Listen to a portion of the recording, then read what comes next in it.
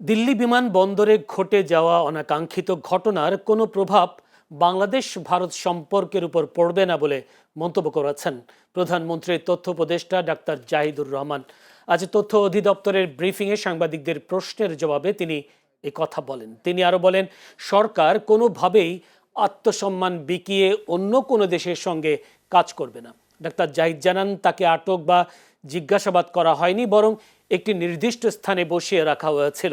তবে একজন উপদেষ্টা হিসেবে সে প্রোটোকল পাওয়ার কথা ছিল, সেটি তিনি পাননি বলেও দাবি করেন। তিনি বলেন, পরিস্থিতি অপ্রয়োজনীয়ভাবে জটিল করতে চাননি বলেই তিনি তাৎক্ষণিকভাবে দেশে ফেরার সিদ্ধান্ত নেন এবং বিষয়টি কূটনৈতিকভাবে সমাধানের উপর গুরুত্ব দিচ্ছেন।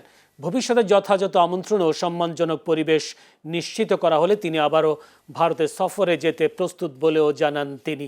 অনুষ্ঠানে সাবেক আইজিপি বেনজিরকে ফিরিয়ে আনার প্রক্রিয়া চলমান বলেও জানান প্রধানমন্ত্রীর তথ্য উপদেষ্টা। আমরা এই বার্তাও দিতে চেয়েছি যে আমরা সিচুয়েশনটাকে অনেক বেশি খারাপ করার চেষ্টা করছি না।